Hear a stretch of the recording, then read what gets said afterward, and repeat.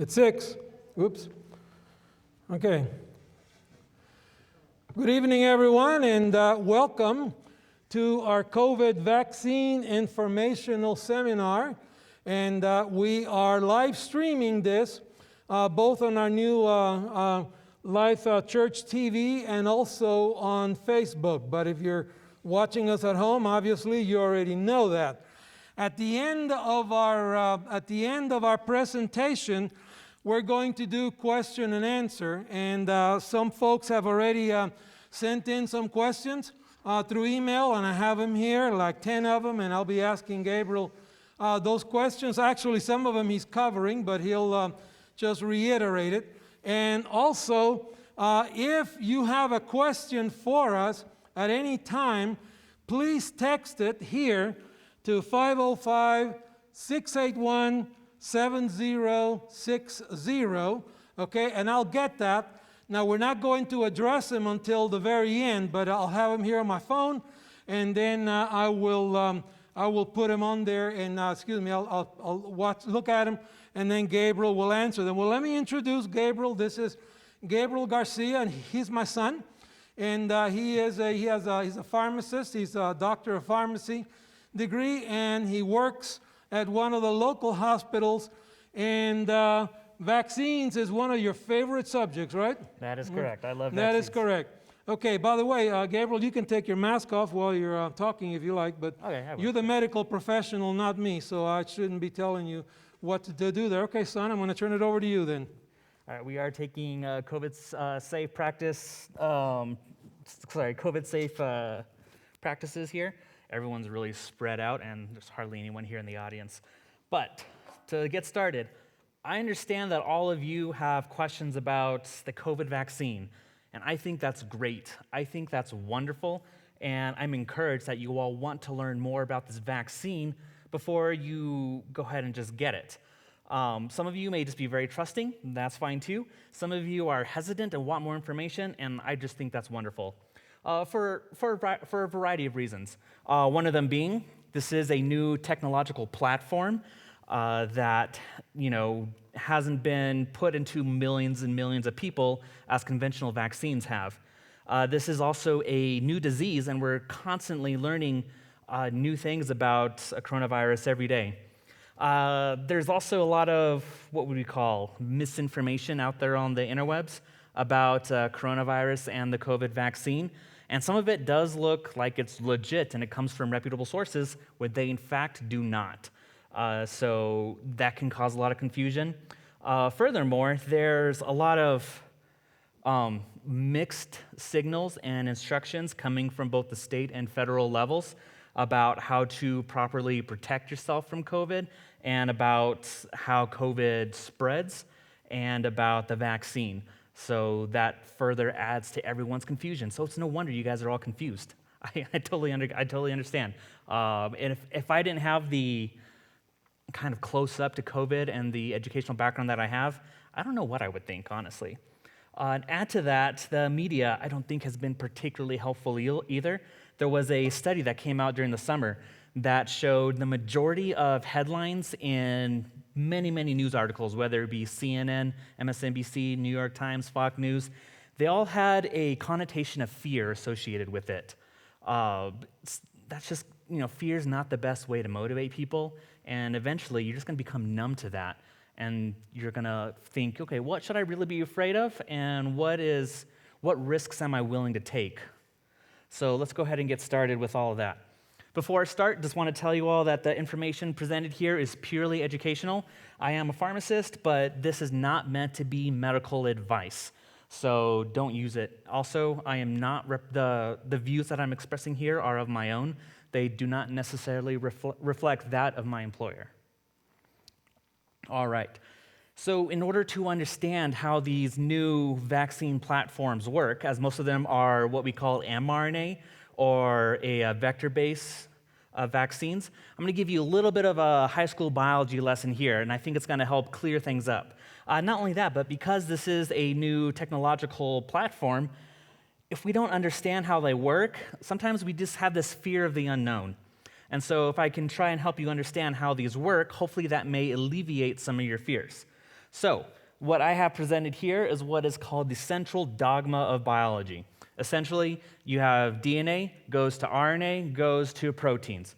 To break that down in more simple terms, we have our DNA. This contains you can think of it as like the blueprints for how everything is going to be built in our cells and our organs and how we're going to look. So we have this blueprint that resides within the nucleus of our cells.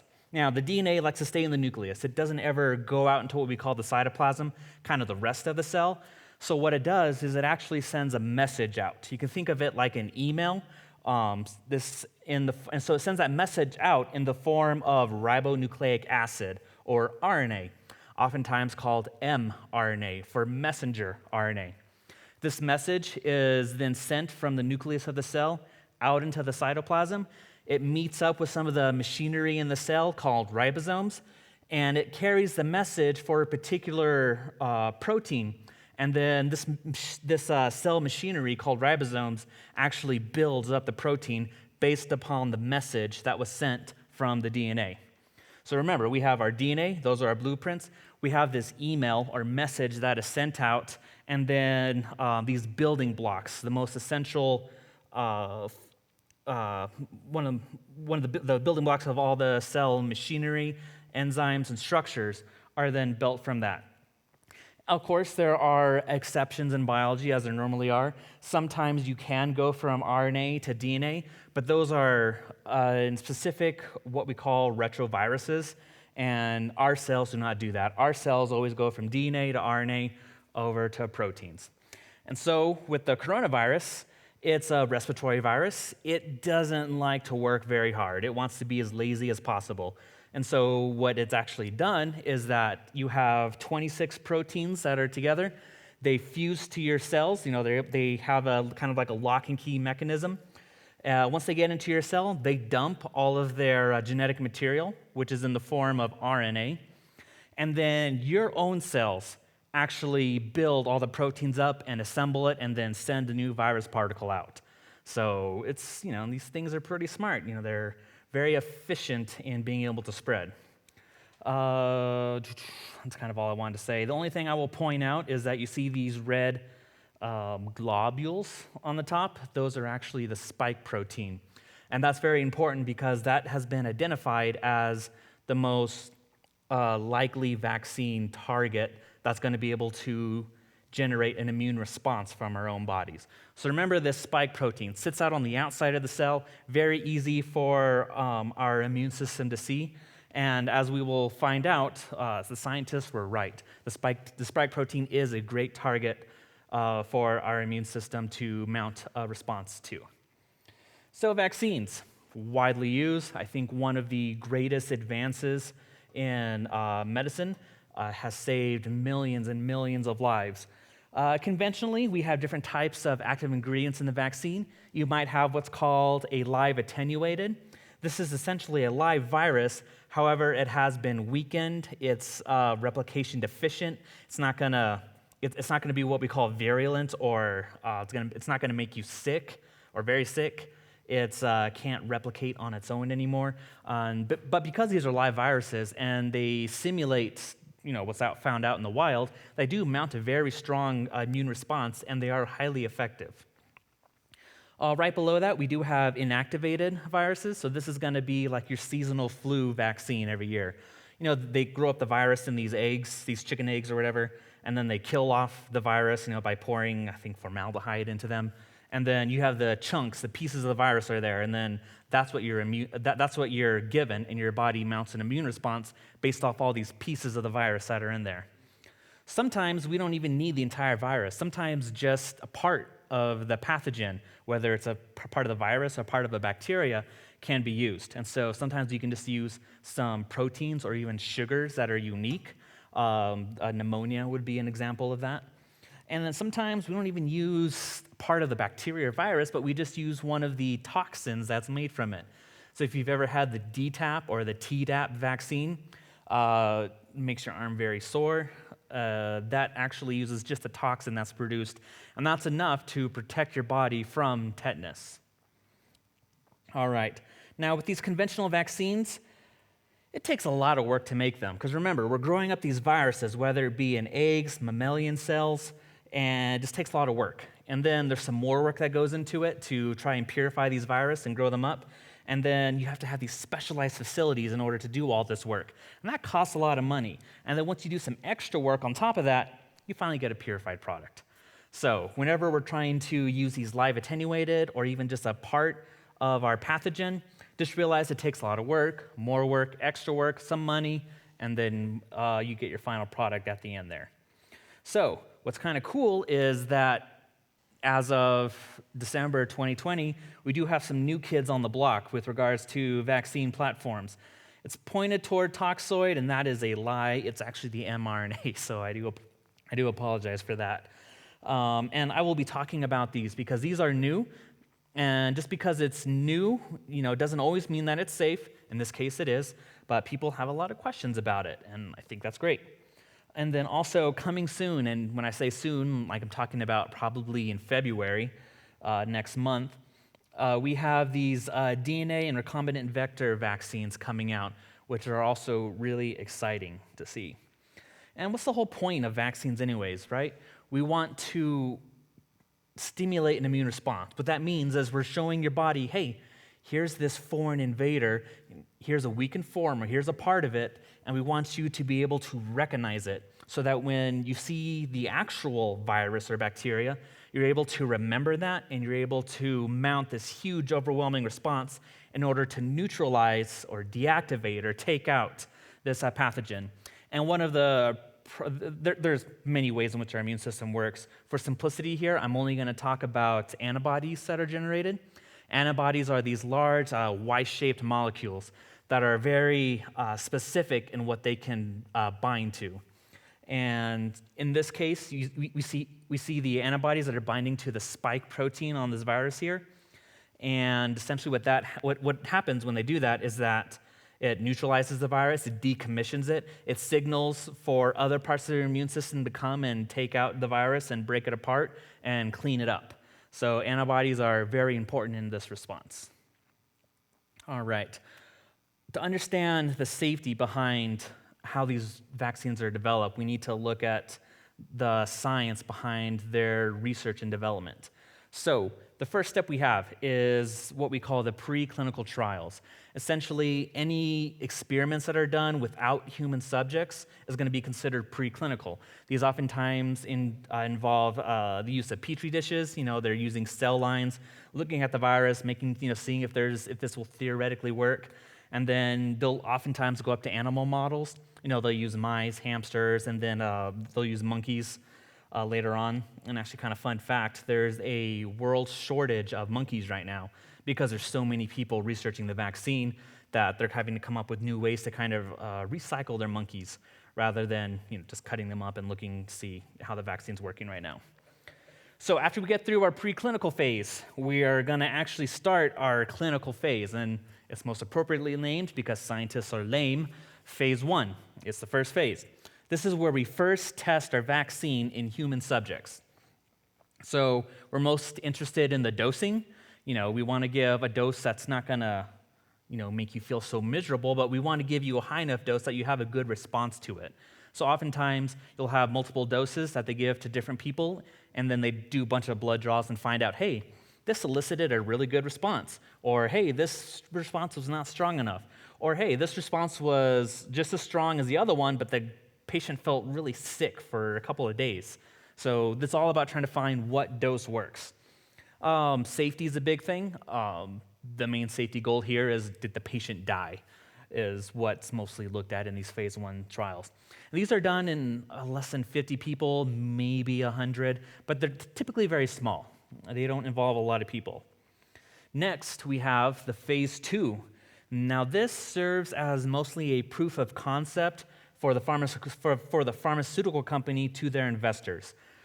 Before they go on to phase 3, where they test it in tens of thousands of people and costs billions of dollars, the pharmaceutical company wants to make sure that, hey, we're going to go through with this thing. We want to make sure that it's actually going to work and we're going to get our money's worth out of it, and that it's safe and effective and people aren't going to be scared of it, and that's going to benefit the general population.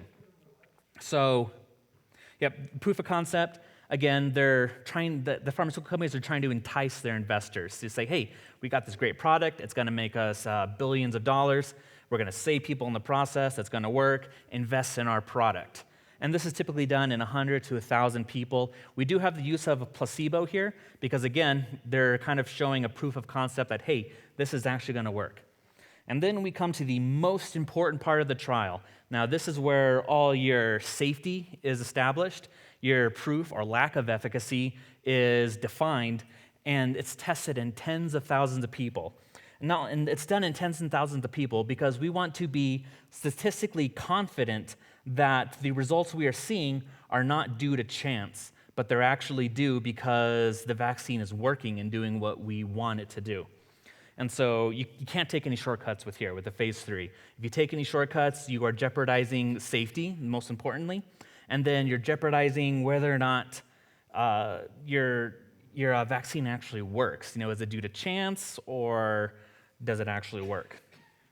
So I think most people, and then after that, it gets FDA approval. So I think what most people, one of their number one concern with these new vaccines that are coming out with COVID is, hey, are these safe? How do we know it's safe? Did you test it in enough people? Normally this takes a decade. And you know what, they would be right. Anywhere from the preclinical to phase 3, it takes about a decade. I think the fastest vaccine we were able to make prior to COVID-19 was the, oh my gosh, I forgot which one it was. Maybe polio, maybe measles, I don't remember, so don't quote me on that. But it took 4 years. So even that, took some time. This one, we were able to produce in under a year. So what changed? Why were we able to do this? Well, part of the reason was because the government stepped in through Operation Warp Speed, which was initiated under the Trump administration, effectively took out the financial risk to these pharmaceutical companies and said, hey, we're going to go ahead and purchase hundreds of millions of your dose, whether your vaccine works or not. So they lifted a bunch of red tape, they took the financial risk out of these companies, and let the scientists just be able to do their science. And not only that, these scientists are able to compete with one another because they want to have the most effective product on the market. They want to have a product that people are going to use for years to come. And they want to be able to get rid of this disease. This is one of those cases where everyone benefits from it. The CEOs, these evil CEOs of Big Pharma, they have an interest in this because they're going to receive the vaccine as well. So they want the best product out there. People want to reduce their chance of getting COVID, their chance of being hospitalized, or their chance of developing some sort of complication from COVID, whether it be vasculitis or stroke or some sort of heart failure from that. So the government stepped in, took the financial risk out, scientists were able to do their thing, and that's part of the reason why we're able to develop a vaccine so fast. There are, of course, other reasons. One of them is that this isn't the first beta coronavirus that we've had. We've had experiences with SARS, so it's kind of COVID the first, and MERS, the Middle Eastern Respiratory Syndrome, are all part of the same family that COVID-19 is a part of. They're called beta coronaviruses. So we have prior research that says, hey, this is how we think it spreads. Here's how the molecule is designed. There was previous development of a vaccine against SARS where they identified, hey, we think this spike protein is going to be a good vaccine candidate. So we had all this prior information that allowed us to be able to get a jump start on making this vaccine. With regards to the mRNA vaccines and the vector-based vaccines, it's a new vaccine technology. As I will explain in a little bit, you remember that whole process I had of work, more work, extra work, where we had to purify all those proteins? Well, with this new technology, we're making our cells do all that work for us. And so we're able to expedite and expedite the production of these vaccines because of that. There's an international collaboration here. So we're, China first sequenced the genome, uploaded it to the internet. Scientists over in Germany and Boston downloaded that sequence and said, hey, here's the genome, here's what it looks like. We see the spike protein. We're going to go ahead and replicate this in the lab. They didn't even need the physical virus there in order to manufacture a vaccine, which is completely remarkable. We've had many volunteers. Remember, clinical trials normally take about a decade, and a large part of that is because recruitment takes so long. With SARS-CoV-2, we've had a lot of people that are volunteering are saying, hey, sign me up. I want to be part of this. I want to do my part. I'm just sitting around home anyways, bored as, whatever. So you have a lot of volunteers. Check. That's going to expedite things. Same thing with that was in phase 1 and phase 3. And then because there's such a rapid community spread, this thing is like wildfire out there in the community, you don't have to wait very long to see if your vaccine actually works or not. Once you vaccinate, the 30, 40,000 or whatever, you just have to wait a couple of months to find out, hey, this actually works, or hey, this does not work, because so many people are coming down with the virus. All right. Let's go ahead and move on. I'm going to talk about one of these new technological vaccine platforms that I am personally very excited about because it's just cool. These are the mRNA vaccines. So remember, over here on the left, we have our little coronavirus, and all of these pictures actually come from the New York Times.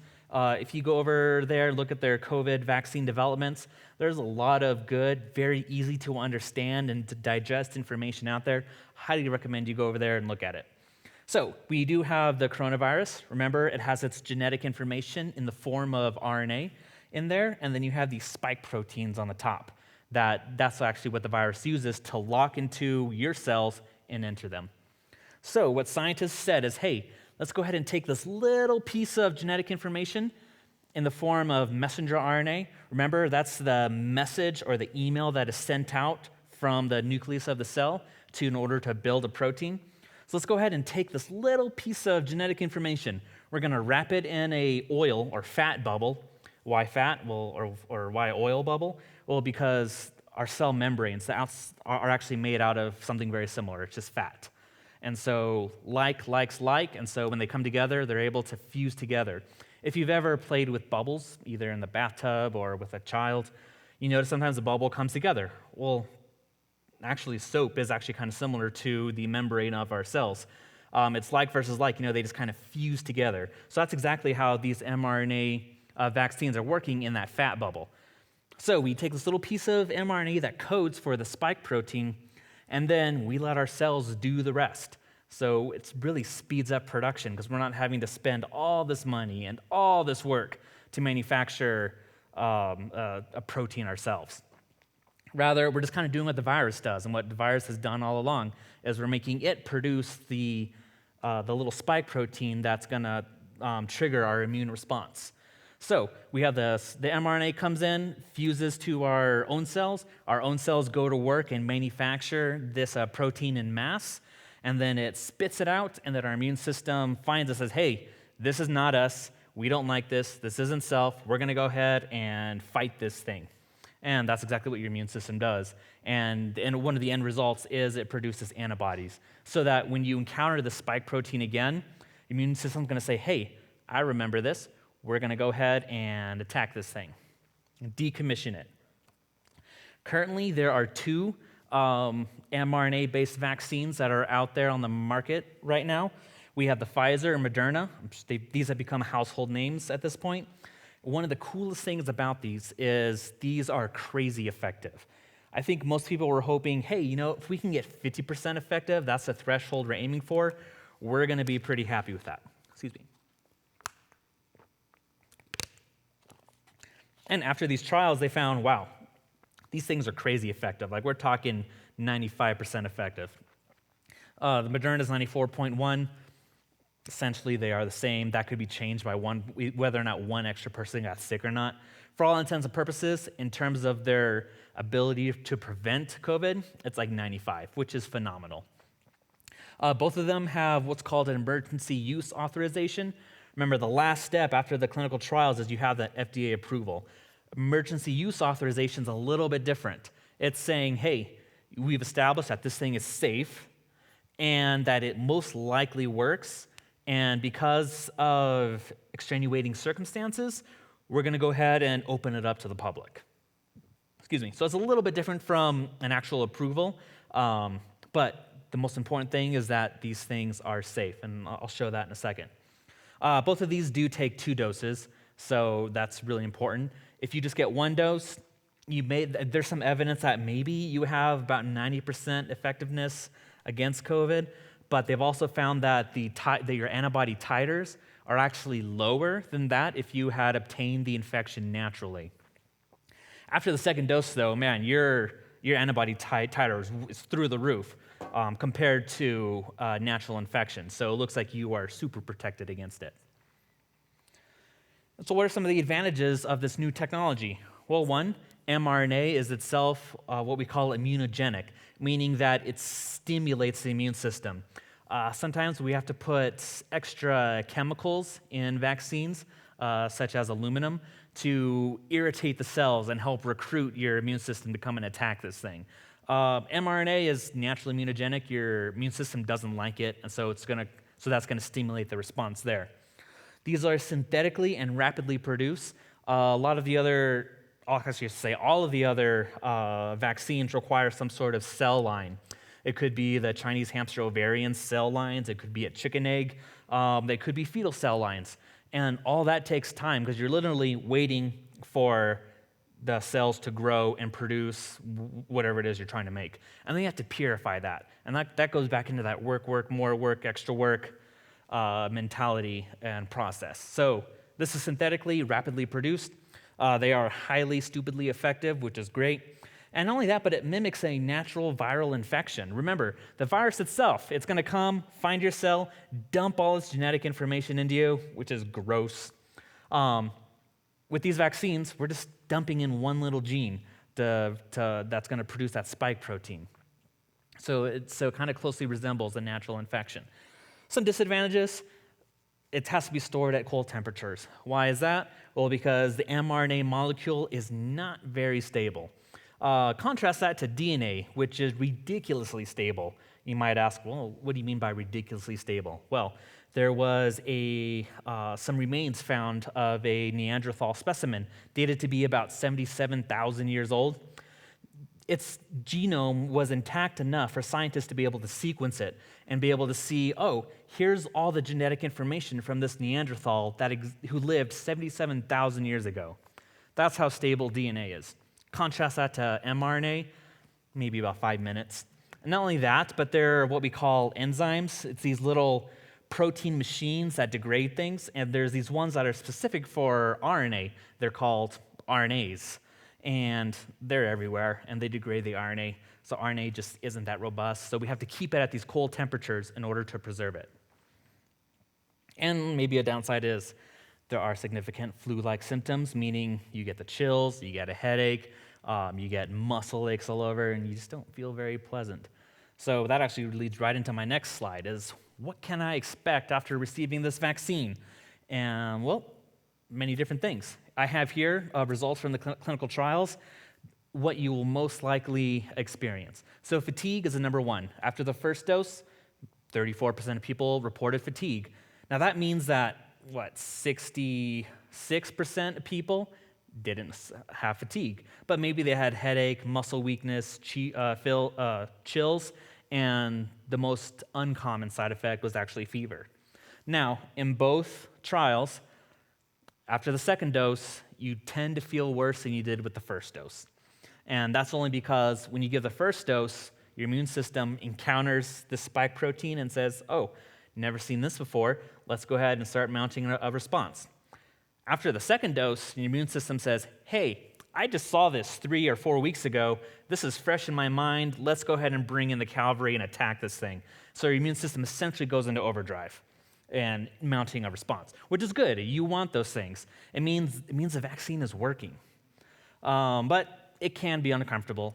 Personally, I've been vaccinated. I've gotten the full 2 doses from Pfizer, and my arm was just really, really sore. Prior to that, I think the tetanus vaccine was kind of the most sore my arm had ever been.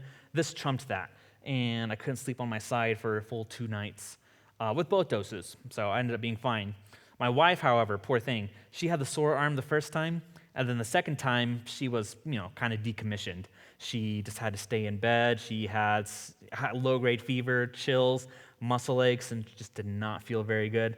So poor thing. But it lasted 2 days. She's feeling much better now, and now she is protected from COVID, which is the whole point of getting vaccinated in the first place. Now, another common question is, okay, well, if you don't look at this if you don't look at the side effects very long, how do you know that it's actually safe? Well, we've been studying vaccines for decades now, almost 100 years. And what we do know is that the most serious adverse events or side effects occur within the first 6 weeks of vaccination.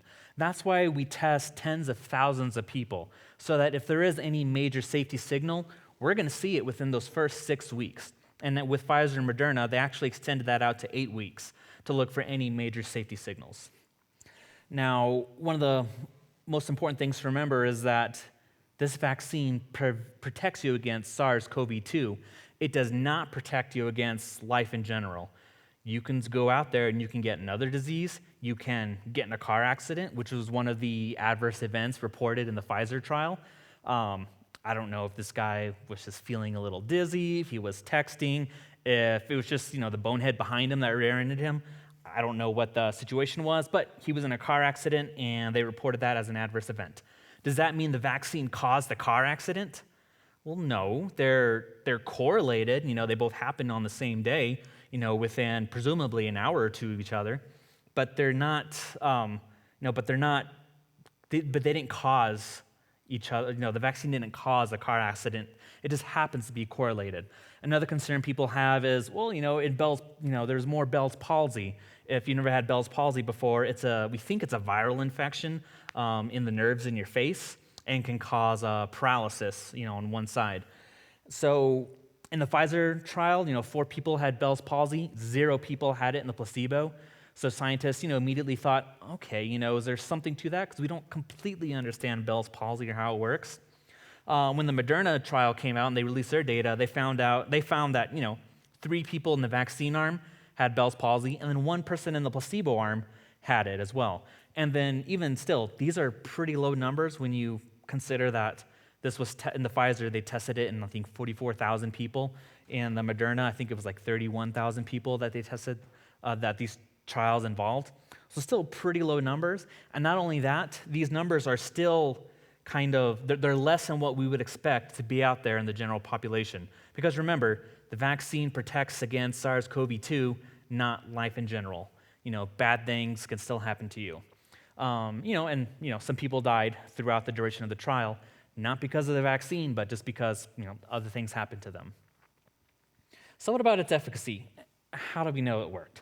Well, both Pfizer and Moderna, what they did to establish efficacy is after, for the Pfizer, 7 days after the second dose, and in Moderna, 14 days or 2 weeks after the second dose, they started looking at people and saying, all right, who got COVID and who didn't get COVID?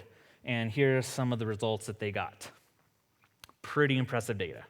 So the line that shoots up are the people who just got the saltwater injection. The line that goes up a little bit and then levels out are the people who got the vaccine. And with Pfizer, you get the second dose 21 days after the first one. With Moderna, you get it 28 days, after the first dose. And so you see that, as you're mounting a response in those first couple of weeks, there really was no difference. But after that second dose, after that second shot, you are pretty well protected against this disease. And these numbers, as more data continues to come out, we are finding that still is holding true. And so it is very exciting that these do, in fact, protect against COVID. Now, these trials were not designed to look at severity of infection or hospitalizations. I take it back. Moderna did look at that a little bit. The Pfizer reported that, but that wasn't what they were trying to look for, but consequently they found that. In the Moderna, they found that there was no severe infections or hospitalizations.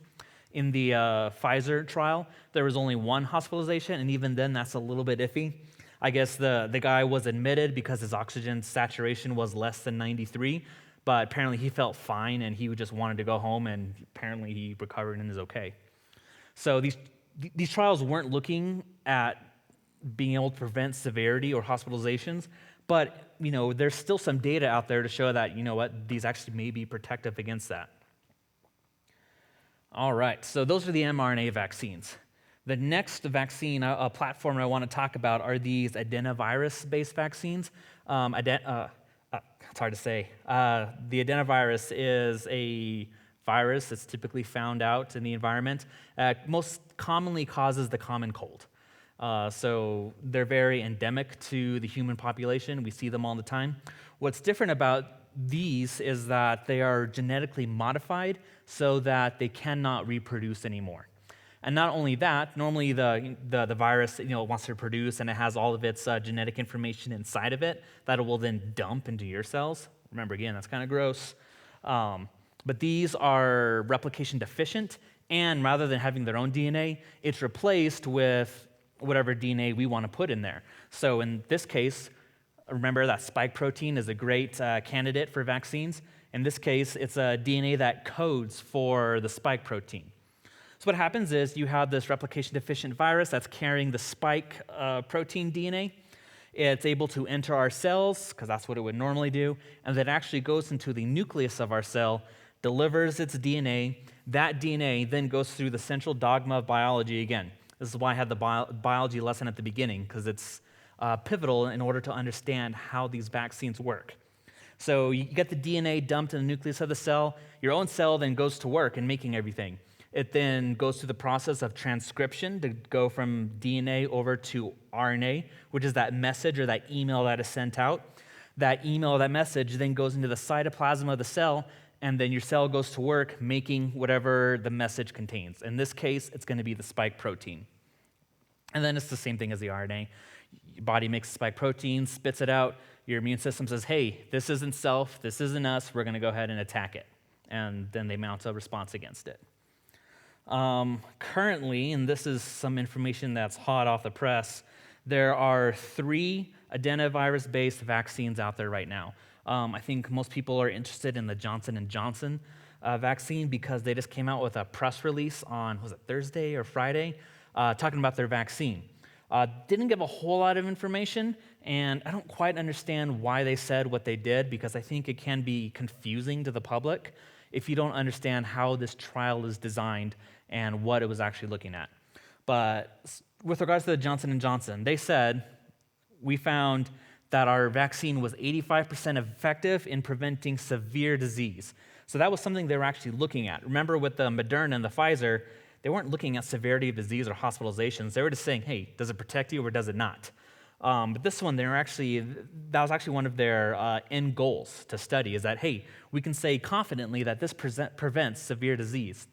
Not only that, they also said, hey, this offers complete protection or 100% efficacy against hospitalizations and death, which is huge. With the Pfizer and Moderna, probably, but that's not what the trial was looking at. Here, the trial was actually designed to find that information, and they were able to say, hey, we can confidently say this prevents severe disease, hospitalizations, and death.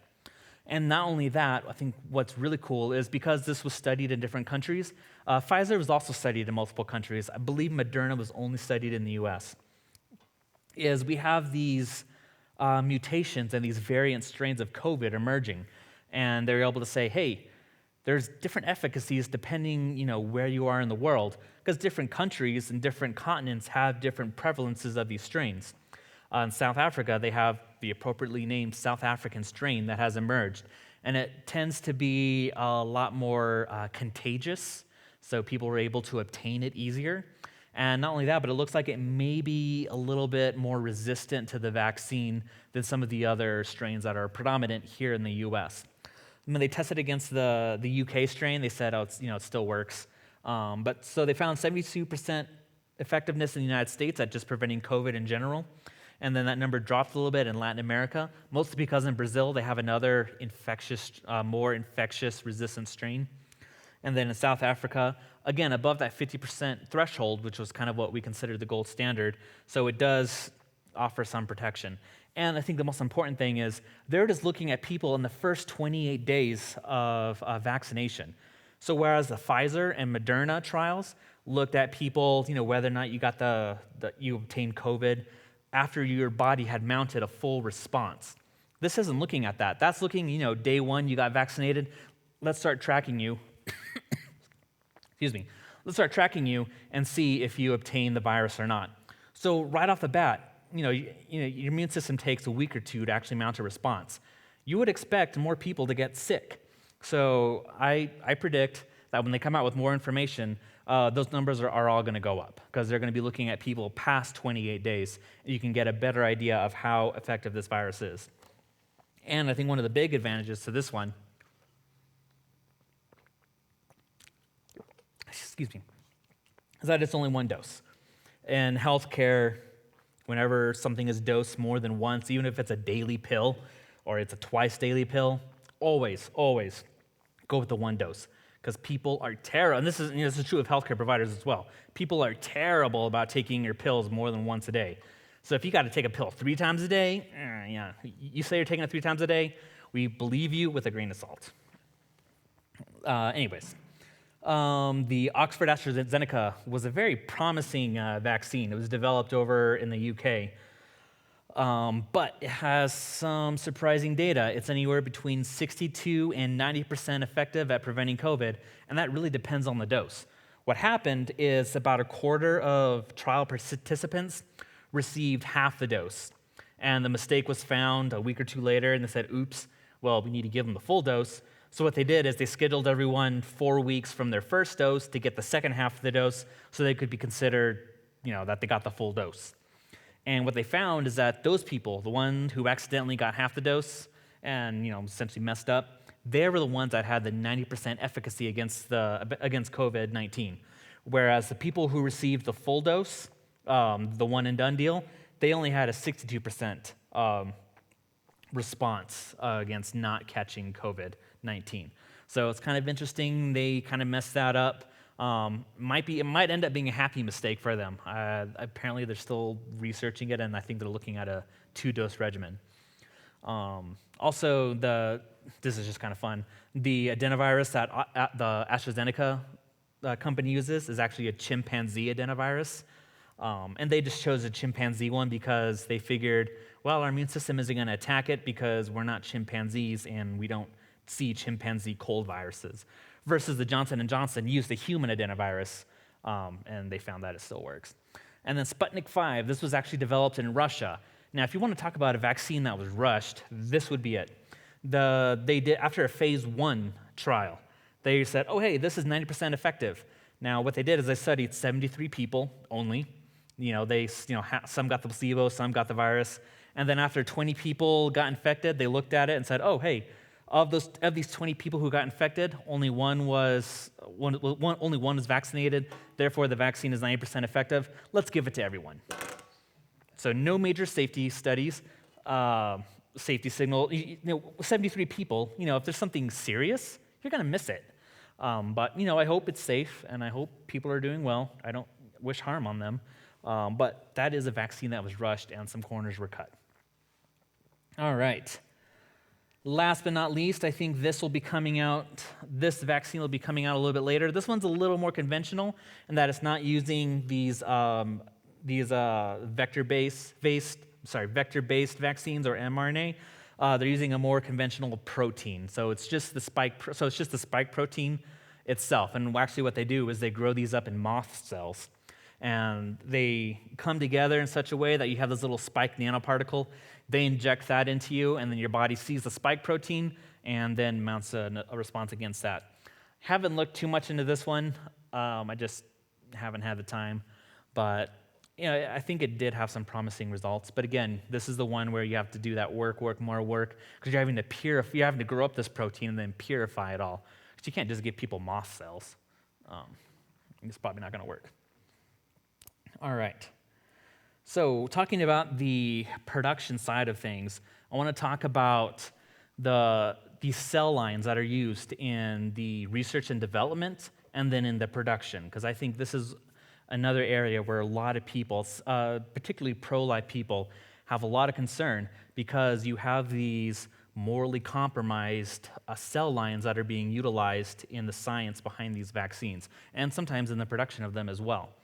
So when I talk about fetal cell lines, these are cells that were derived from a fetus. And in both of these cases, these were elective abortions. The HEC 293 occurred in 1972, I think in the Netherlands. And then the PER-C6 was also an elective abortion in 1985. So what happened is scientists, took the remains of the fetus after it was aborted, and they were looking at their stem cells, and through various experiments were able to immortalize these cells so that they could propagate indefinitely. I think one of the best analogy I can make is that you have a book with a lot of information on it, and you're making photocopies, and you're making perfect photocopies.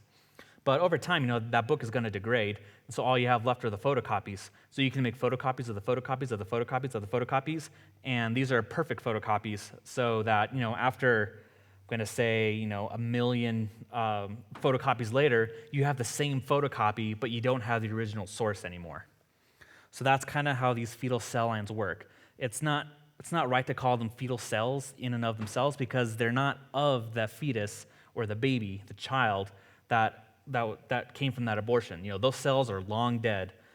They've been deceased for many, many years now, but it's the same cell line that's been propagated from those cells, but they're millions of generations removed from that original fetal cell.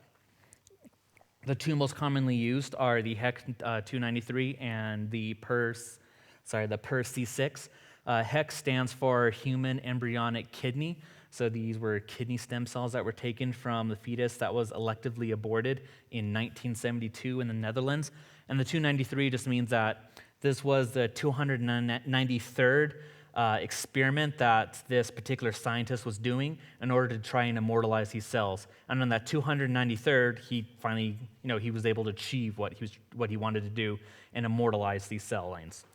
And PER-C6, I'm not sure about the nomenclature, so I can't really tell you about that. But that was, those were derived from an abortion in 1985. I think it was here in the U.S., but don't quote me on that. And in that case, they took the retina cells from the fetus, froze it in liquid nitrogen for 10 years, and then in 1995, there was interest in creating Adenovirus, much the same platform that the Johnson & Johnson vaccine is based off of. So there was great interest in trying to create a specialized cell line that was just for Adenovirus. And in 1995, that fetal sample was thawed out, and they were able to immortalize those cells, and that's what they were using.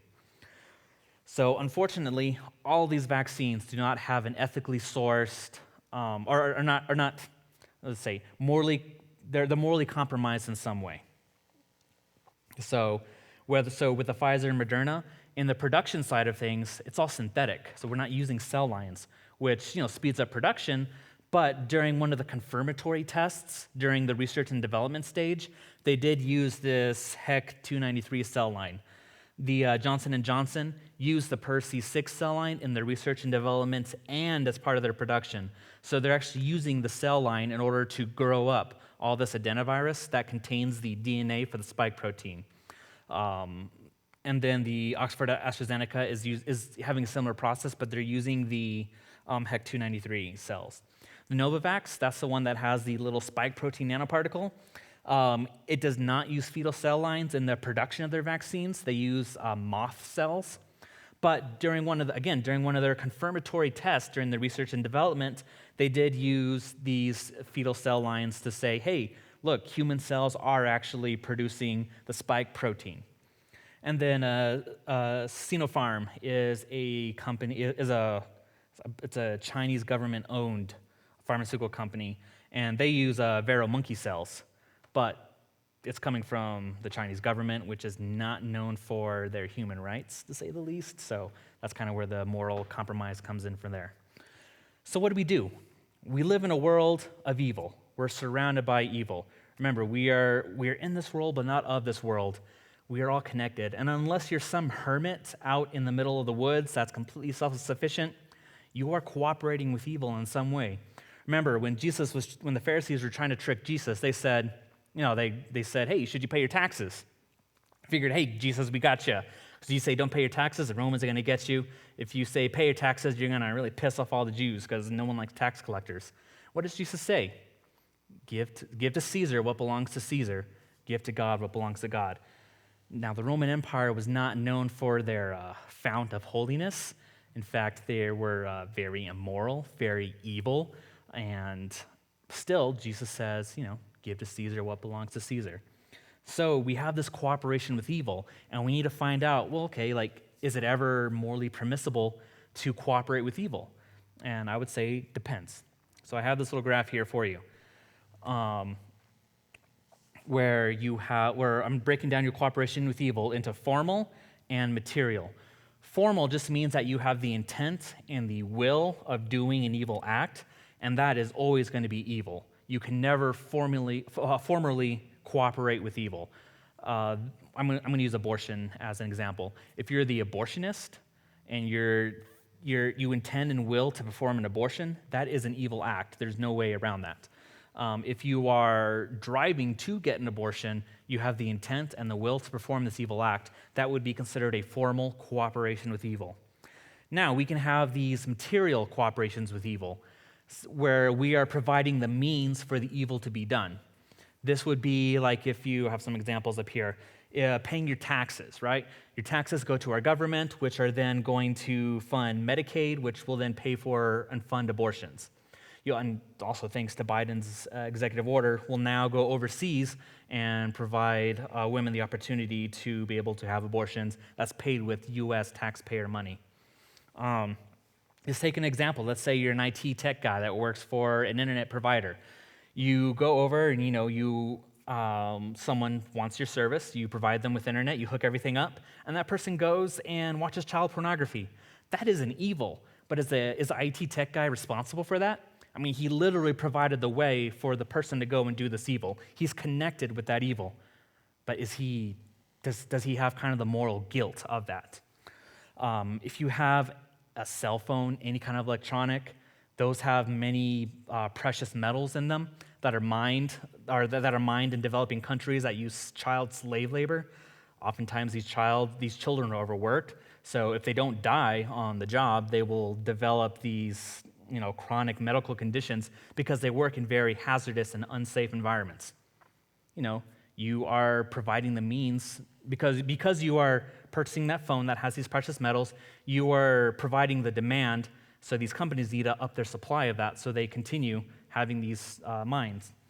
If you go to any of the health systems, any of the hospitals here in town, those health systems perform abortions. So if you break your arm, or if you have a heart attack, you have a stroke, you go to the hospital, you're in the same building, or at least within the same health system, the same that's going to perform an abortion. Or do you have that moral guilt with you? And then I put one on here, saving someone from drowning. Well, how's that a material cooperation? Well, most of us are not perfect saints. If you save someone from drowning, that person's going to get up and they're going to go out and sin. You literally you saved their life. You provided them with life so that they can go and they can sin. Or you're cooperating with evil in that way. So do you carry that moral guilt? Well, here's what I would say.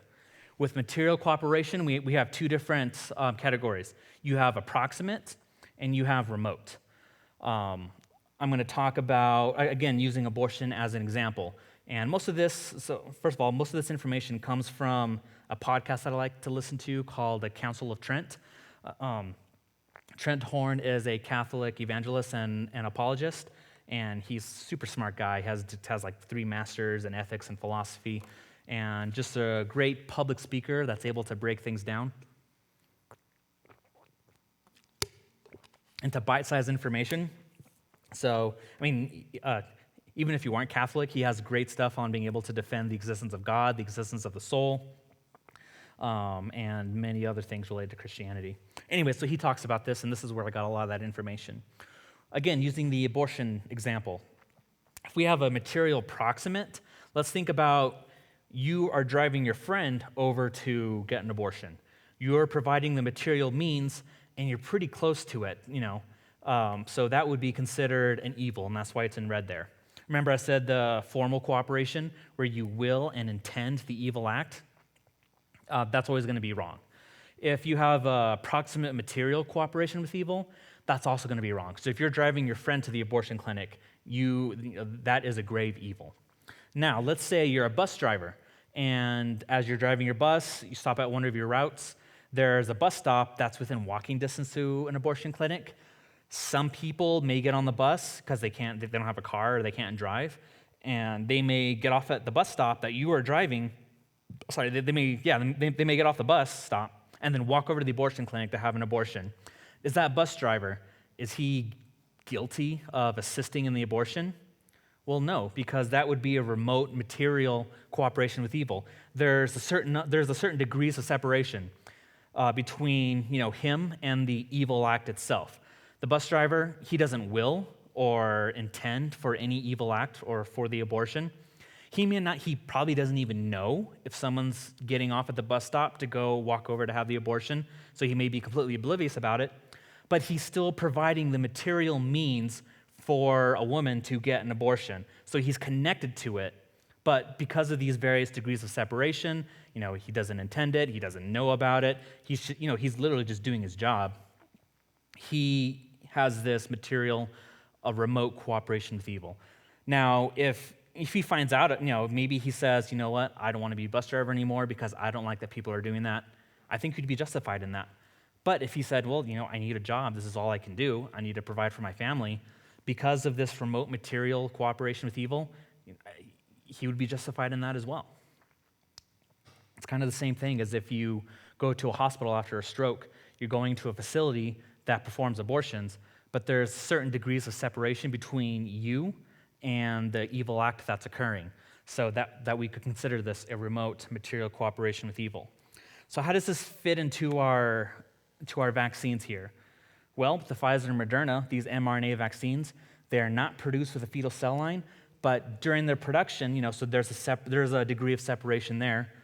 There was a confirmatory test that was used using these fetal cell lines that were derived from an abortion that happened decades ago. So in this case, we have time. That's a certain degree of separation.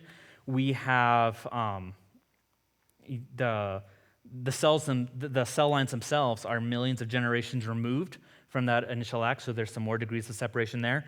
This was only used as a confirmatory test. There's another degree of separation there. So we can consider these remote material cooperations of evil, and therefore we do not necessarily have the moral guilt associated with that evil act that happened. With the Johnson & Johnson and Oxford AstraZeneca one, a little bit less degrees of separation there because we do have the cell lines that are used in the production of the vaccine.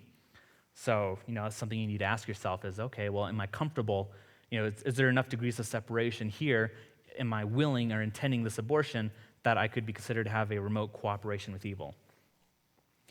So, the bottom line, you may say, hey, Gabe, abortion is just the worst. There's, because there's some sort of because it's remotely connected to an abortion in some way, I just don't feel safe getting this. I don't understand how you can say that you're pro-life.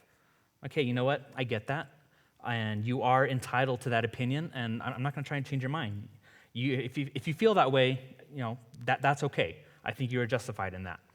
But what you can't do is go and tell other people, hey, this remote material cooperation with evil, you can't do that either. Because that would be like saying, oh, you have a stroke, you just broke your arm, you need to go to the hospital. You can't go to the hospital because they participate in abortions and you're supporting abortions that way. No, it's a remote material cooperation with evil. So, you don't bear the moral guilt of that evil act in that situation. With that, I will actually give it over to my dad.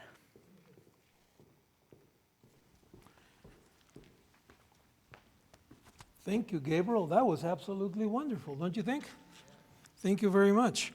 Well, to say that we have lots of questions is an understatement. So we said we were going to go from 6 to 7, and it is 7. So if any of you here need to leave, we understand, but we're going to keep the tape rolling, so to speak, and keep going, because we have a lot of questions that we need to look at. I'm going to begin with questions that were submitted through email. Before that, I've shown you some of these already. Some of them you've already addressed, but if you could just quickly say something about it, I want to make sure that everyone is heard. So why isn't the hydroxychloroquine, zinc, and other drugs a good combination as a treatment for the virus, or is it? Great question, and I think this falls in line with there was some conflicting messages from the higher ups in the federal level about whether or not this this particular regimen can work. So in science, we have different degrees of levels of evidence. You can have what we call a retrospective observational trial, meaning that you're looking into the past and you're trying to observe whether or not there was a difference. Now, these trials are subjected to significant bias because you didn't randomize your participants. You're not controlling for the biases in any way. So your biases can influence the results. So you have to take results from those trials with a grain of salt. On the other hand, we have randomized controlled clinical trials that are prospective, meaning that you're designing the trial, you randomize everyone, most times you're blinded to who's actually receiving the treatment and who's receiving the placebo. And then you have enough participants that you can statistically and confidently say with 95% saying, hey, I'm confident that this change or this therapy benefit is not due to chance. Now, what happened with hydroxychloroquine, azithromycin, and zinc is that people were very concerned. There's some laboratory data to suggest, hey, these medications have antiviral activity. Let's use them in people and see if it works. Well, we have to remember that what happens in the Petri dish is very different than what happens in humans because we are not Petri dishes and we are much more complicated than that. And so what happened here is that we had some of this lab data suggest, hey, maybe these medications work. And so then doctors started then just prescribing them to people. And then scientists kind of looked and said, hey, we think there might be a benefit here.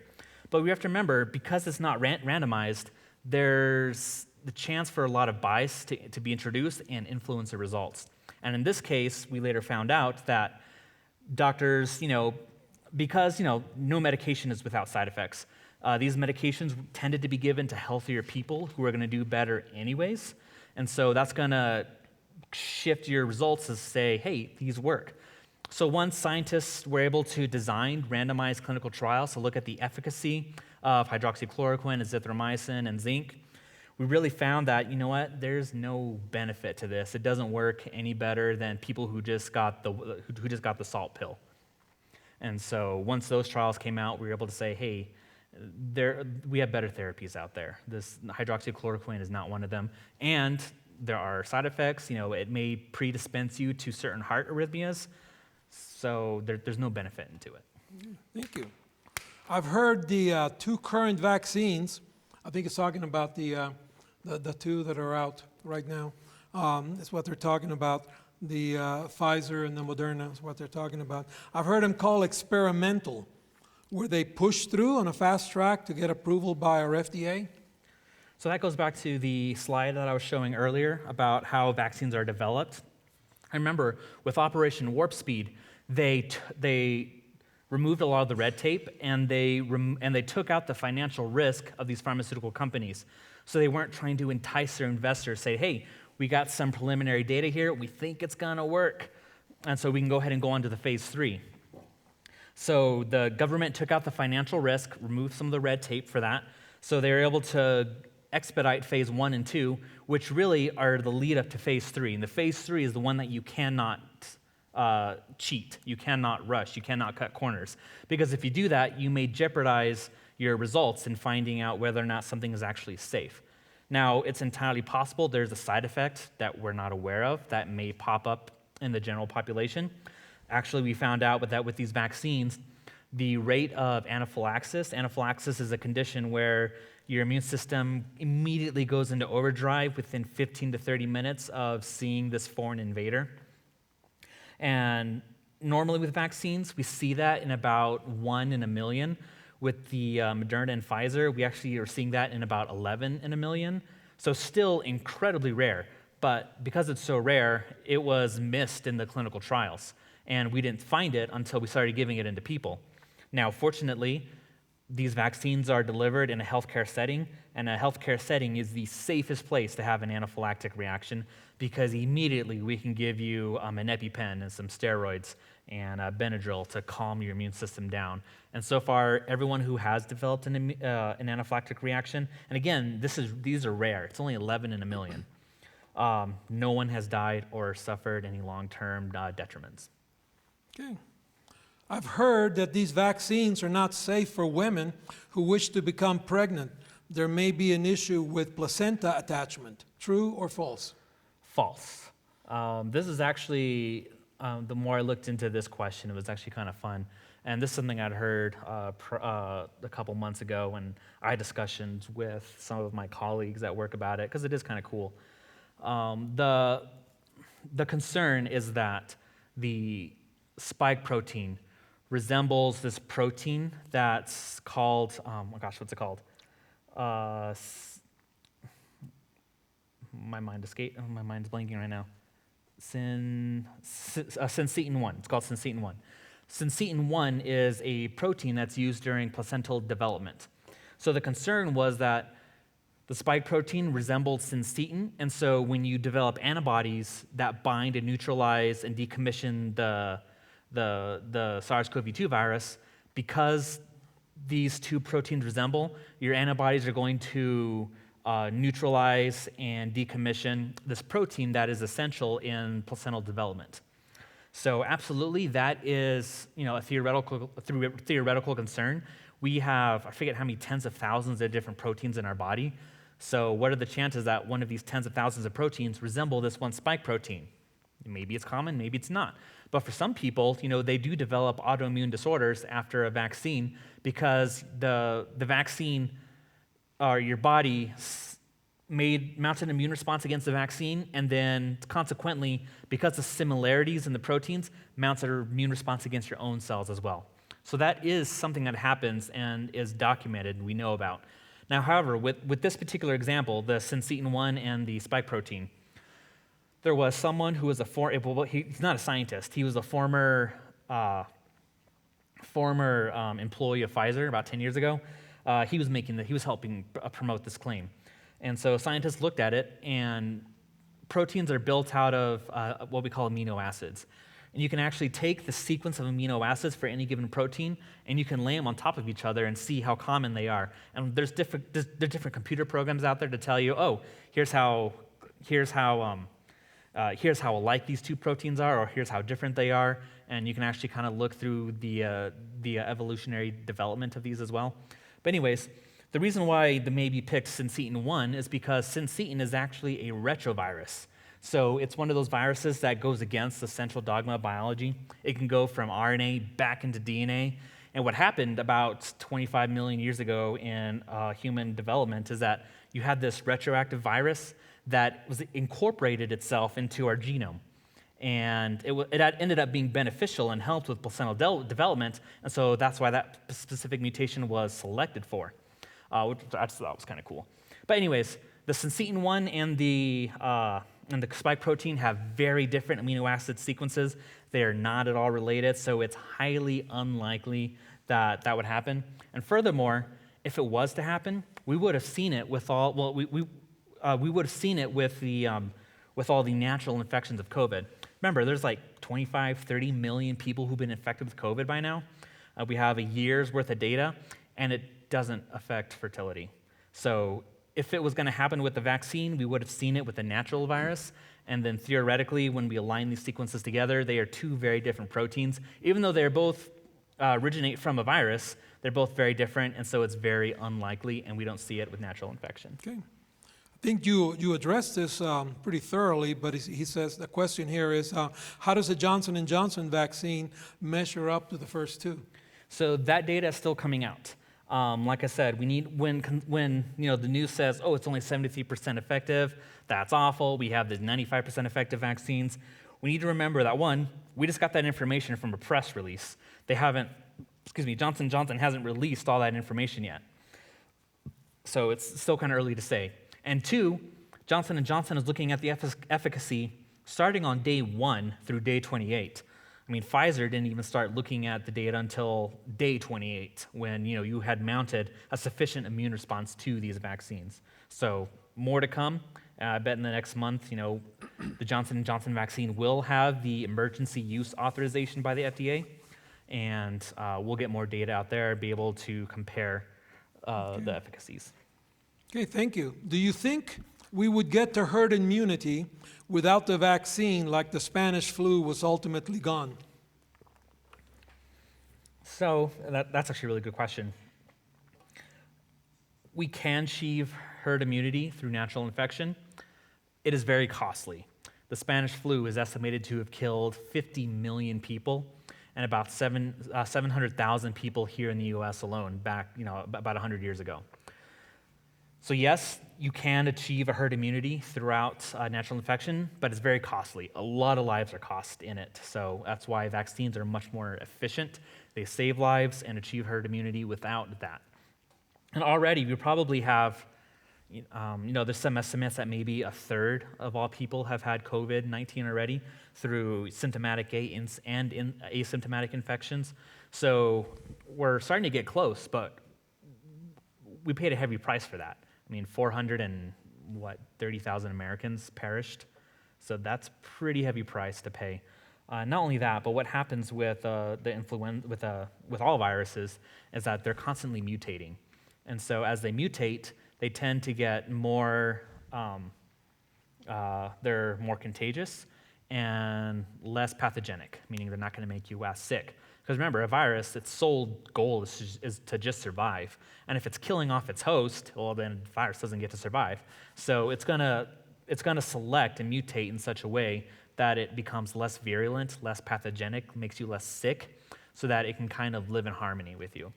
And so the influenza after a couple of years, the Spanish flu after a couple of years was able to kind of die down, mutate in such a way that it was able to live in harmony without killing off so many people, killing off so many of its hosts. But we paid a heavy price for that. Okay. In your opinion, Gabriel, how long will it take to know if the vaccines are doing what they're supposed to do? Well, I can confidently say that with the Pfizer and Moderna, 95% effective at preventing COVID, which is what they were designed to do.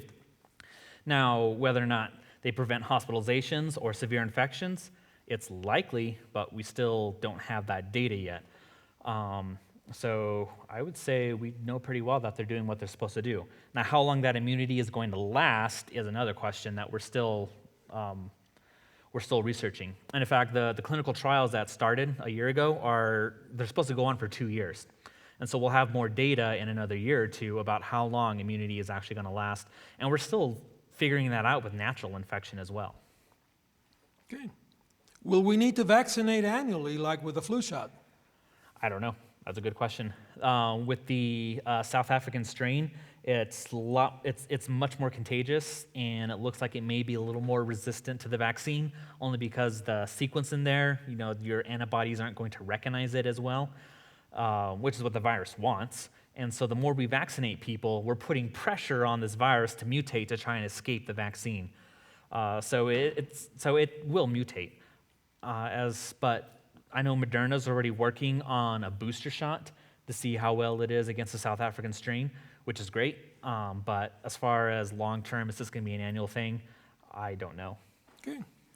In your opinion, should airline employers and other health officials require taking the vaccine as a condition for travel or employment? All employers? That's what the question says. It's up to the business, really. If they think that there's going to be significant benefit to requiring their employees to be vaccinated, those employers have that right to require vaccinations. They do it already. Healthcare employers, it's going to be I'd say it's very important, and most healthcare providers are getting vaccinated. But it's really up to those employers. Okay. So. Yeah, I did ask for your opinion, so that's right. Do you believe that the coronavirus was manufactured in a lab by the Chinese as a weaponized pathogen? Some of you are laughing, but I do think, it's a valid question. A lot of information that was coming out of China was false. It was wrong. We were being lied to. They said this is not transmissible between people. We now know that it's airborne between people, which is one of the worst case scenarios. So it's definitely understandable to be suspicious of information that's coming out of China. But I would say I don't think it is, and I will defer to other specialists that I've listened to who've essentially said, hey, if you were to engineer a virus, this is a bad way to engineer it because we know there are more effective ways for a virus to enter a cell and to evade our immune system that could have been pre-programmed in. And it would also, they also said that it's also, the genome itself looks pretty sloppy. Coronaviruses have large genomes, so they actually have some proofreading mechanisms, which most viruses don't have. The coronaviruses are a little unique in that, but even then, they're still sloppy in the way they replicate. And there's a little too much variability because whenever people make things, we're not as creative as nature, and we're not as we're a little more consistent. So that's why scientists say it doesn't look like it was manufactured. I think you've already answered part of this, but I'm going to go ahead and ask it anyway. Do you think that inexpensive medical treatments such as vitamin D and hydroxychloroquine, etc., are actually effective in preventing and treating COVID-19, but are not being used because the pharmaceutical industry can make more money from vaccines and other treatments? So pharmaceutical companies actually don't like making vaccines because there's oftentimes not a lot of money in them. That's why you don't see all these new vaccines coming onto the market all the time, because most companies are not interested in that. Same thing why they're not interested in producing and researching new antibiotics. We desperately need new antibiotics because we're having all these antibiotic-resistant infections emerge, and it's going to become it already is a public health concern. So, but if there's no money in it, then the pharmaceutical companies aren't going to make it. And so generally with vaccines, there's not a lot of money in it, so they generally avoid making new vaccines. With regards to hydroxychloroquine, there are a number of high-quality randomized clinical trials demonstrating its ineffectiveness in preventing and treating COVID, and you're probably just doing more harm than good when giving it. With regards to vitamin D, I mean, everyone's vitamin D deficient, so I have not, my general principle is if you're deficient in a particular mineral or vitamin, you will obtain a benefit in supplementing that. Otherwise, if you're not deficient, I don't really know that you're going to benefit from it that much. Okay. I'm now going to ask questions that have come in on text, okay? So there's several. And the first one, I'm going pretty much in the order that they came in, the people that came in. The first one is this: is there a possibility of the immune system attacking itself as an adverse effect with the vaccine? So one of the related questions was the pregnancy one with the syncytin 1 and the spike protein. That's unlikely.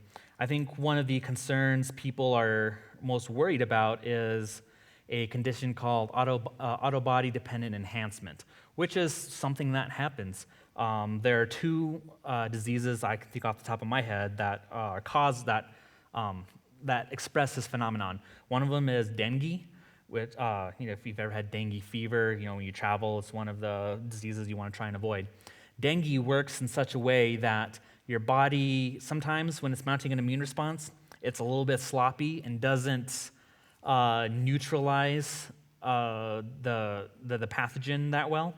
And so then the virus is actually able to latch on to your antibody and hide from your immune system, and then kind of like a Trojan horse, go into one of your white blood cells and then reproduce. So that's definitely a concern. Another virus that expresses this phenomenon, the antibody-dependent enhancement, is the human. Oh gosh, what's it called? It's RSV. The RSV virus does this as well. It's a little bit different. It recruits your immune system by putting your immune system to overdrive, and then is able to kind of hide out that way because your immune system is essentially attacking itself. Okay. It's a possibility, and especially with COVID, we were concerned about it because COVID can activate your immune system quite fiercely. And actually, we know that your body, more so in males, but in severe COVID infections, you actually develop antibodies against components of your immune system because your immune system's just gone into overdrive from this virus. So it was definitely a fear people had. And it's been looked at, and so far it has not been panning out. And even in the lab, when they look at, okay, is our body making effective antibodies against the spike protein? And we found out that yes, all the spike proteins that are being manufactured through mRNA or through DNA, our bodies are creating highly specific antibodies to that. So I think it would be very unlikely that that would happen. Okay. And also in the clinical trials, we would expect that people would become infected with COVID at higher rates if that was the case. And we're seeing the opposite, is they are actually being protected from COVID. So I think that's the clinical proof right there, is that, hey, this is actually working. Okay. Someone mentioned that the video froze momentarily. They didn't hear the question. So I'm going to, you don't need to give the answer again, but I'm just going to tell the question again. And the question that he just answered was, is there a possibility of the immune system attacking itself as an adverse effect with the vaccine? Okay, so let's go over here. Okay, hold on. Here we go. Okay. This one's kind of trying to figure out the question here. Okay. Last question. Does Dr. Garcia, talking to you, not me, okay, because I don't know what I'm doing. Does Dr. Garcia ever use data from CDC rather than FDA or New York Times or actual drug manufacturer? I have some info from CDC, which appeared in Johns Hopkins University Journal. I think it's important to look at the source of the data. So if I can go to the pharmaceutical company or the drug manufacturer's data and what they published, I think that's going to be the best source. But we have to remember, sometimes the FDA, through the National Institutes of Health, also commissions studies.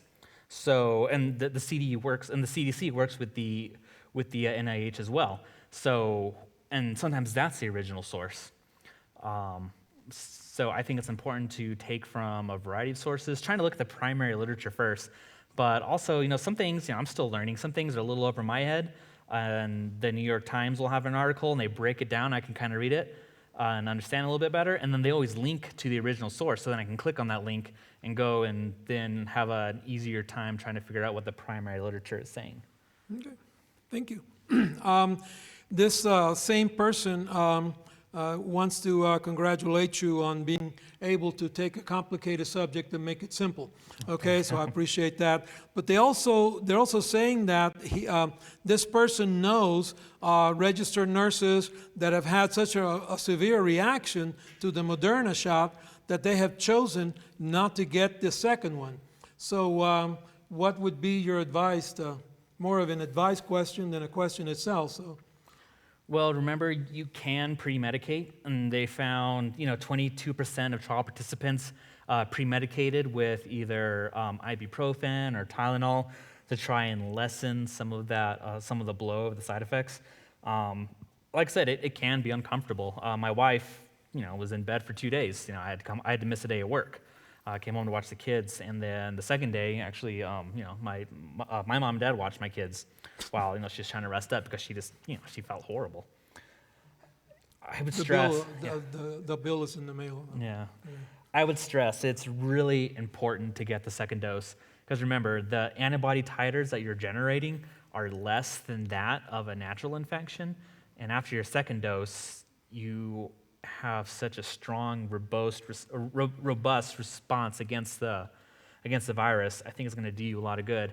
And not only that, but if you only have the one dose and you're still kind of susceptible to the virus, and not only that, the virus may be able to mutate in such a way that it's going to be a little more resistant to the vaccines, like we see with the South African strain. So I know it's uncomfortable. Like I said, you can pre-medicate, you can take Tylenol. If you're a healthy person, no liver damage, you can take a gram 4 times a day, every 6 hours. And then you can also take ibuprofen on top of that as well. And maybe do it on a day that you don't work, that you're going to have the day or two off. So you can kind of sit through it. Okay, this question, I'm going to a new person now, and they have some questions about animal trials, and it says, please discuss the animal trials. Please cite resources for success of COVID vaccine in animals. Do you? So every one of these trials, you can Google, Pfizer rhesus monkeys, or Moderna rhesus monkeys, or Johnson & Johnson rhesus monkeys. Monkeys are a popular animal to use because they are evolutionarily similar to humans in terms of their immune response. So scientists like to study them. And with monkeys, you can do things to them that you can't do to humans, like actually, vaccinate them and then blow a bunch of virus in their face and see if they get sick or not. So some of those studies have been done, and they found that, hey, even these monkeys that are immune and we blow a bunch of virus in their face, they seem protected versus the ones who weren't immune, we blew virus in their face and they got sick. Maybe they got really sick. And then with the monkeys, you can also cut them up, open them up, and look to see where exactly the virus is in their respiratory tract. Because, for some people, the virus resides a little bit deeper. So, you may get a false negative whenever you get a COVID swab. And so they're just studying, why is this? In mice, one of the hallmark symptoms of COVID is your loss of taste and smell, which is really, really interesting. And so there was a study that came out recently that looked at mice. They were infecting mice with the COVID virus and then kind of looking to see, okay, what is it that's different about these mice and why, what may indicate what causes loss of taste and smell. And so there are these cells, and I can't remember what they're called, but they essentially surround and protect your nerve cells that go back into a part of your brain called the olfactory nerve. And it looks like in severe COVID, that bulb is inflamed, but it doesn't look infected. But the cells that are around it and kind of protect these nerve cells are infected, and they are degraded. So the thought is that COVID isn't directly infecting the nerve cell for taste and smell, but it's infecting the guardians around it. And when the guardians get damaged, the nerve cell's a little more susceptible to change and may get damaged a little bit, but the fact that most people recover their sense of taste and smell indicates that it's not actually the nerves that are being damaged, but rather these guardians around the cell that are being damaged. So that's just how animal models are used to learn about the virus. Okay, because a related question that this individual had was to explain immune enhancement and how the animals died during the COVID trials. Cite sources in the animal trials, if you know any. So animals died from an immune response? Yeah, that's what it says. Please explain immune enhancement and how the animals died during the COVID trials. Well, with COVID, natural infection, our immune system blows up, or severe infections, it blows up, and that can kill you. With the animals, I don't know if it's a trial where the animals who received the virus died, or if they're trying to figure out what dose works, and they just gave them a huge whopping dose of the vaccine, and maybe their immune system went into overdrive. I could see that happening, which is why we use animal models first, so we can kind of get an idea of what dose might work in humans, because we obviously don't want to hurt people, but if we give a monkey super high dose and they end up dying from that, I'm going to feel a little less guilty about that than if we did it with a person. Mm-hmm. So I don't know, I'm not aware of any. I can see it happening, so I would need to, if they wanted to email that to me, I'd be happy to look at it. What is the risk of death when getting COVID? I think they're talking about people now. It's 0. So we have to remember, the COVID-19 vaccine protects against SARS-CoV-2. It doesn't protect against just regular life in general. I know, I don't want to presume what this person is thinking of, but remember, we looked back in the trials, and there were deaths in the trials. There were actually more deaths in the placebo group than in the vaccine arm.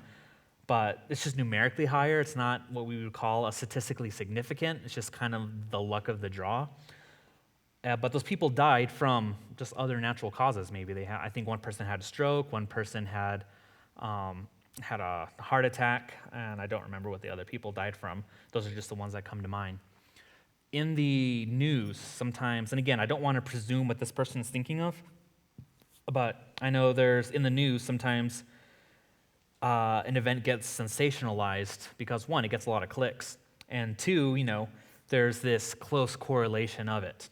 And we have to remember that correlation doesn't equal causation.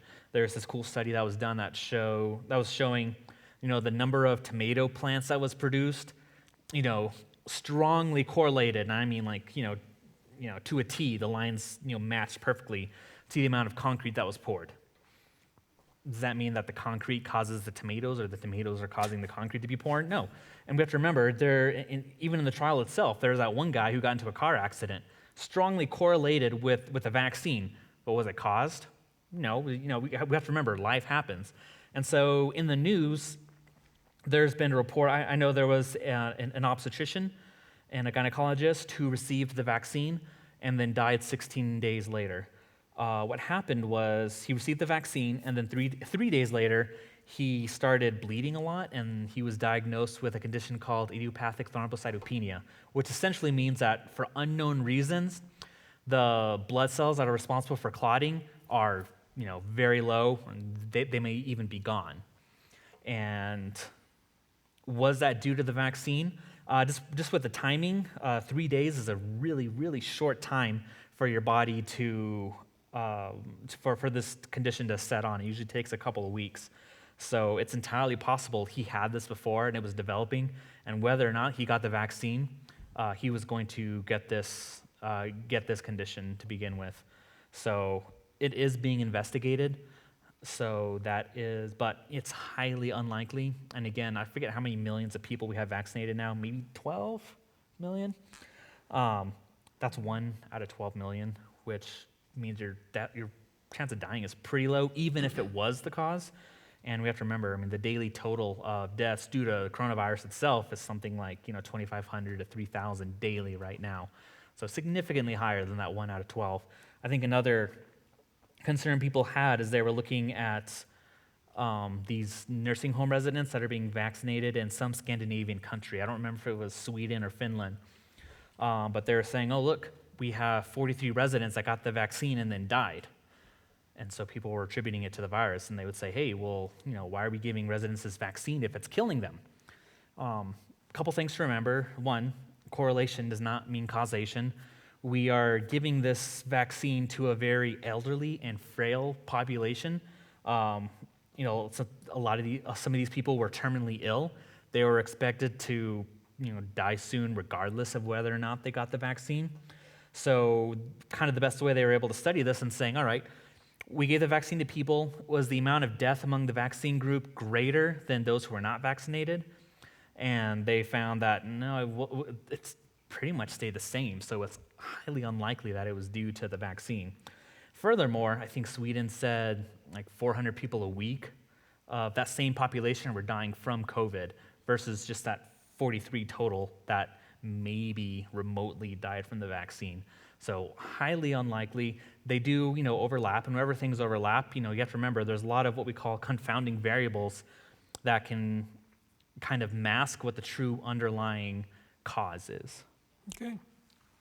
If Big Pharma is making billions of dollars from producing these vaccines, and they have been implicated in the opioid epidemic that has killed thousands of people, how can we trust that they have our welfare in mind? That's a great question. I'm not going to defend Big Pharma. There's a lot of instances where I think they are just awful and literally the worst, and I don't like what they do. I don't like how they. I don't just ethically preying on. Yeah, I think some of the practices really prey on the sick and vulnerable. And then, they'll also use taxpayer-funded research to develop a drug and then charge the government a lot more in order to pay for that therapy. So there's a lot wrong with Big Pharma, and I'm not going to defend them. And yeah, the opioid epidemic is definitely something of concern. I mean, even right now, I was looking at the top causes of death in 2020. COVID was, I think heart attacks heart disease is number 1, cancer is number 2, COVID is number 3, and I think accidental or intentional overdoses was something like, 5 or 6, if I remember correctly. So yeah, Big Pharma is definitely guilty when it comes to the opioid pandemic. However, in this case, Big Pharma has an interest that aligns with the general public, meaning that the scientists who are developing the vaccine, the CEOs of these pharma companies who are developing the vaccine have an interest in developing a safe and effective product so that they can receive it themselves so that they can get back to life as normal. So this is one of those cases where the company, the CEOs, the scientists, the general public, the government, they all have the same incentives. So in this case, I would say that's why I'm, trusting them and with their data. And furthermore, it's been really cool. They've been very transparent with all of their work. I think the only one who maybe hasn't been is the Oxford AstraZeneca, but they messed up their trial and stuff. But at least the ones here in the United States, Pfizer, Moderna, and Johnson & Johnson, well, they haven't released Johnson & Johnson hasn't released their data yet, but I'm pretty sure they will.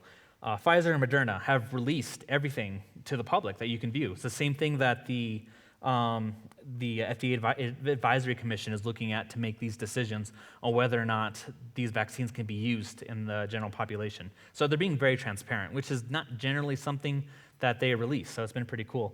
Even with some of the other therapies for COVID, like these monoclonal antibodies, I know Eli Lilly's makes the bamlanivimab. They're releasing their clinical trial results. So I think the Blaze 1 and Blaze 2 trials are published for you to read to see exactly how effective these therapies are and how the trial was designed and how they were tested and what the outcomes were, which is pretty cool. Okay. How many years does it normally take to prove a vaccine is safe in human trials and then in the public? Anywhere between 4 and 20, usually about 10 years. Okay. All right. Are they still using aborted fetuses for stem cell research?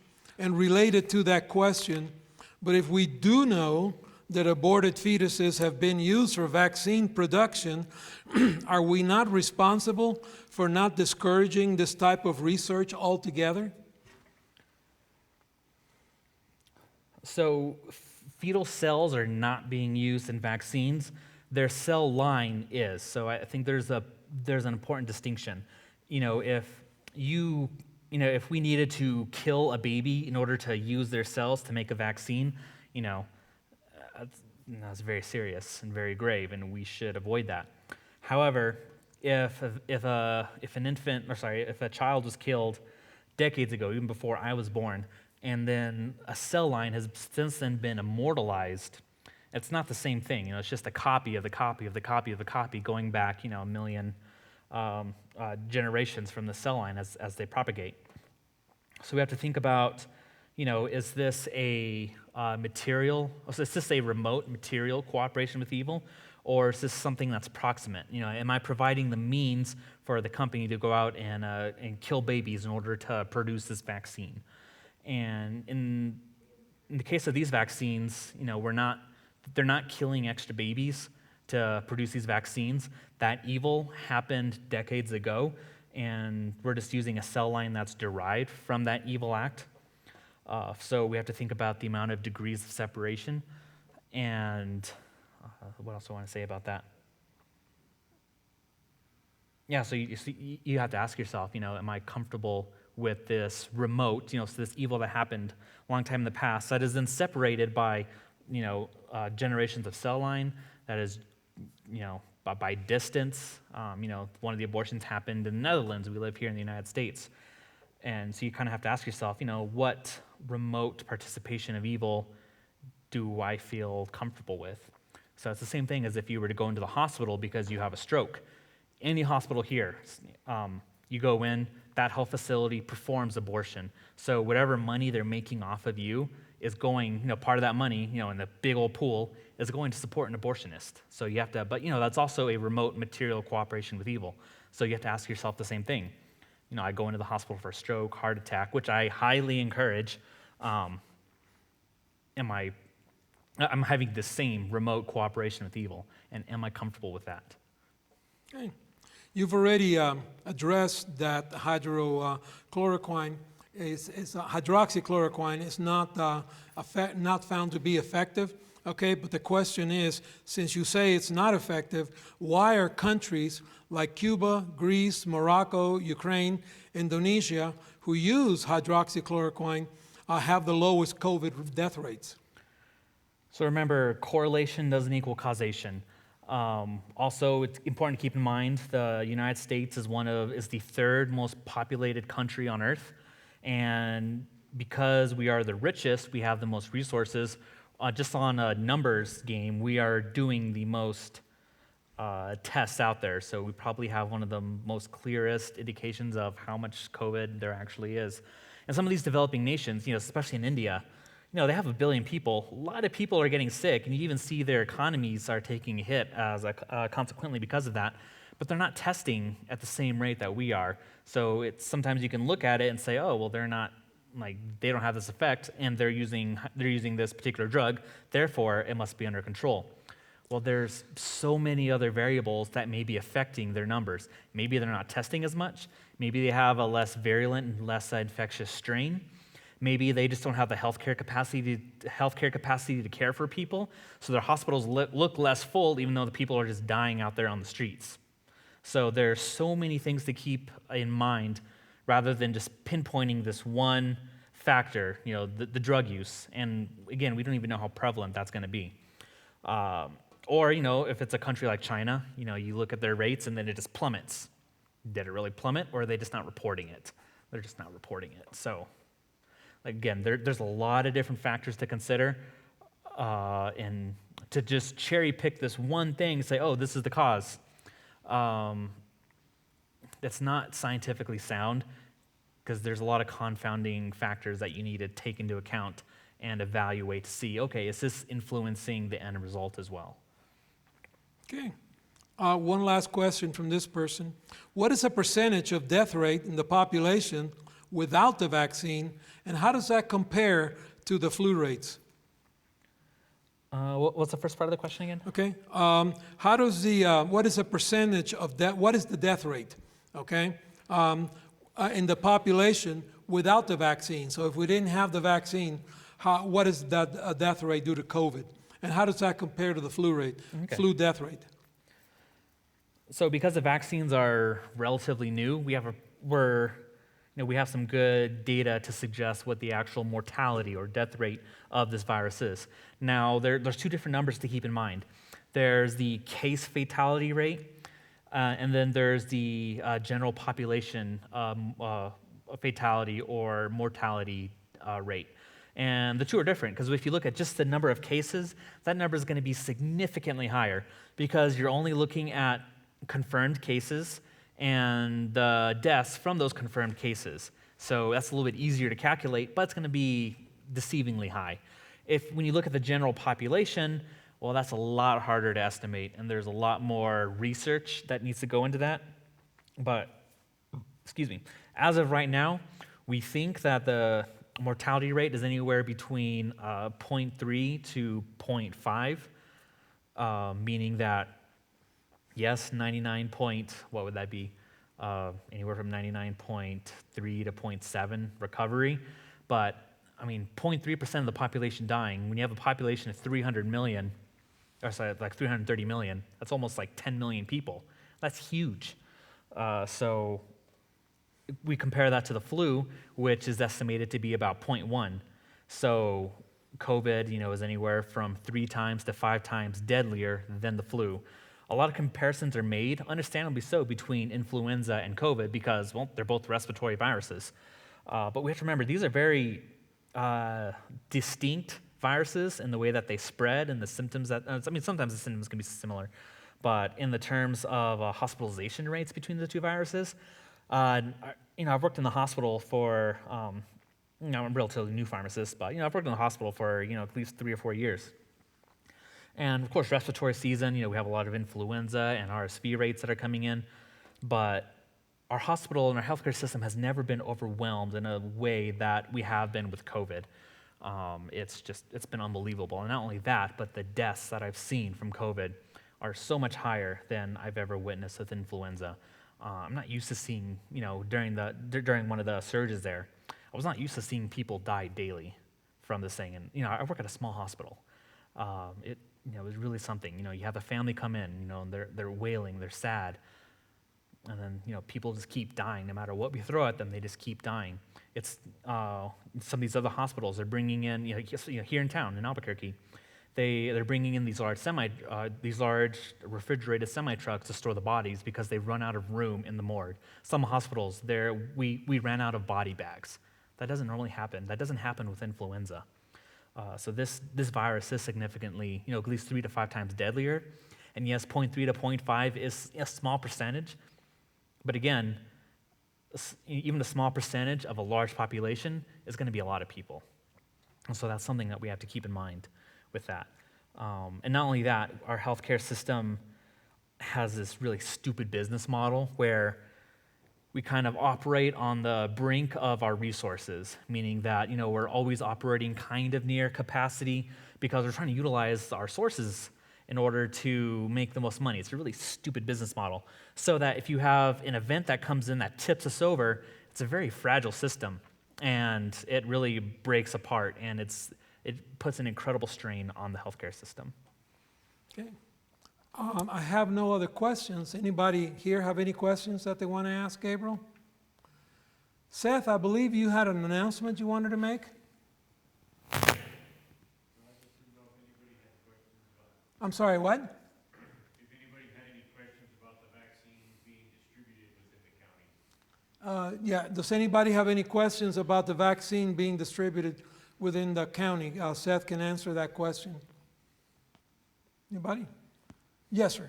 Well, I'm registered, and I haven't heard a word, and I'm 80 years old, and I'm just curious what's going on. Okay, let me repeat the question so we can get it on the tape. You're registered with the New Mexico Department of Health.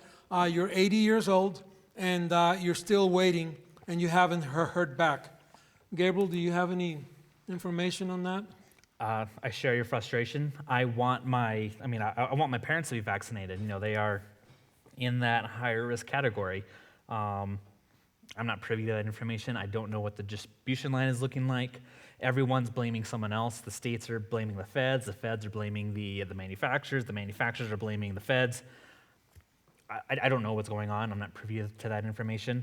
I know there's a lot of conflicting data that's coming out. The feds will, because the feds are allocating doses to the states on a weekly basis. And what they say one week is not the same as next week. One week they may say, hey, your state's getting 150,000 doses next week. That week comes around, they say, all right, here's your 75,000. And the state's going, well, hey, you said twice that. And the feds are like, well, this is all we can give you. So I don't know what's going on. I think it's incredibly frustrating as well. I don't know why more sites aren't opening up. I don't know if it's a vaccine limitation or if the Department of Health is having a hard time putting these large clinics together. I don't know. I share your frustration. I wish I knew, and I wish I could do more about it. Yeah, I'm wondering the same thing. Yeah, you would be in group 1B, I believe, which is 75 and above. I'm 70 years old, and I don't have any conditions to put me at a higher level, so I'm in group 1C. So Seth, He's only 70 you had years any old. answer to any of these questions? No, and Gabriel's right. It's right now, because we did so many first doses within the state, we have to catch up on the second doses. So the Department of Health has said, slow down on your first dose. So basically, for the next 3 to 5 weeks, they only want us to give second doses to get caught up. Okay, so I'm going to repeat that so everybody can hear. So what you're saying is they're asking us to slow down so that there are sufficient dosages for the second dose, right? So, and you said for the next 3 to 5 weeks, you said that probably they're not going to be offering new first doses until they complete the second doses. Is that, I understand you correctly? Yes. Good. Okay. Well, I think it's time to go. Thank you very much. That was very informative. And to you folks listening at home, thank you for the questions that you submitted. If you want to ask Gabriel more questions, text me or send me an email, and I will put you in touch with him so you can ask him some other things, okay? Thank you, everybody, for coming. Thank you all very much.